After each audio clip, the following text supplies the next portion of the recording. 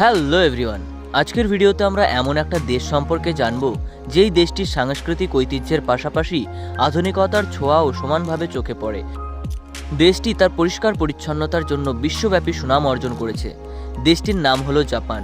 বিশ্ববিখ্যাত গাড়ি তৈরির কোম্পানি টয়োটা, হোন্ডা, সুজুকি থেকে শুরু করে বিশ্ববিখ্যাত ক্যামেরা এবং ল্যাপটপ তৈরির কোম্পানি সোনি, প্যানাসনিক, ক্যাননের মতো বিশ্ববিখ্যাত কোম্পানিগুলোর জন্ম এই দেশেই। আজকের ভিডিওতে আমরা জাপানের টেকনোলজি, জাপানের বিশ্ববিখ্যাত ঐতিহ্য এবং কী করেই বা জাপান 1945 সালের হিরোশিমা নাগাসাকিতে পরমাণু বোমা পড়ার পরেও বিশ্বের মধ্যে সবচেয়ে উন্নত মানের টেকনোলজি এবং বুলেট ট্রেন তৈরি করে বিশ্বের মধ্যে অন্যতম স্থান অধিকার করেছে। 1945 সালের 6ই আগস্ট এবং 9ই আগস্ট জাপানের অন্যতম দুটি বড় শহর হিরোশিমা এবং নাগাসাকিতে আমেরিকা পরমাণু বোমা ফেলে। এই পরমাণু বোমা ফেলার ফলে এই দুটি শহর সম্পূর্ণভাবে নষ্ট হয়ে যায়। সেই চরম হাড় কাঁপানো পরিস্থিতি থেকে উঠে এসে আজ জাপানের বুদ্ধিমত্তা এবং পরিশ্রমকে কাজে লাগিয়ে বিশ্বের বুকে অন্যতম বড় অর্থনীতির একটি দেশ হিসেবে নিজেকে প্রতিষ্ঠিত করেছে এবং সারা বিশ্বকে উপহার দিয়েছে হোন্ডা, সুজুকি, প্যানাসনিক, সোনির মতো বড় বড় কোম্পানিগুলি, যেই সমস্ত কোম্পানির প্রোডাক্ট আজ সারা বিশ্বের প্রতিটা ঘরে ঘরে ব্যবহার হয়ে থাকে। জাপান একটি দ্বীপপুঞ্জ দেশ যা পূর্ব এশিয়াতে অবস্থিত। এটি এশীয় মহাদেশের পূর্ব উপকূলে প্রশান্ত মহাসাগরের উপকূলে অবস্থান করেছে। জাপানের রাজধানী টোকিও।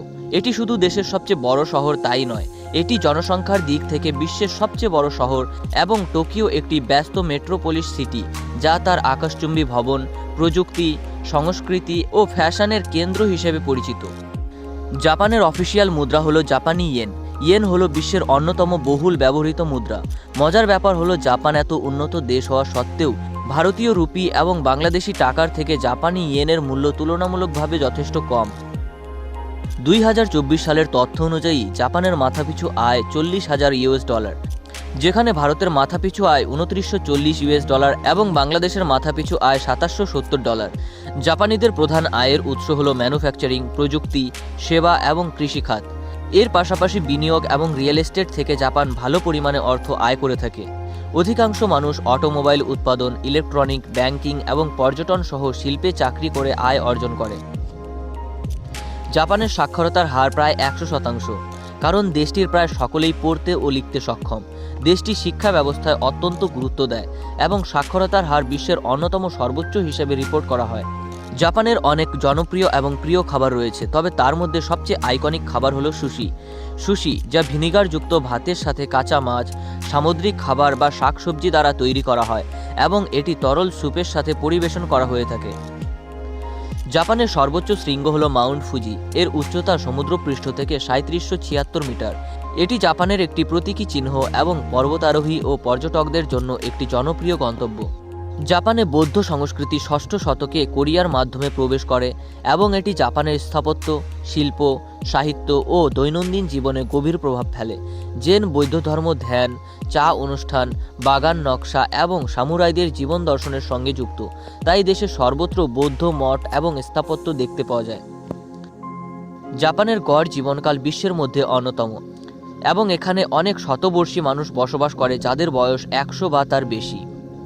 দেশটি একটি ভূমিকম্প প্রবণ দেশ, কারণ জাপান রিং অফ ফায়ার এ অবস্থিত, যা এটি বিশ্বের সবচেয়ে ভূমিকম্প প্রবণ দেশগুলির একটি করে তোলে।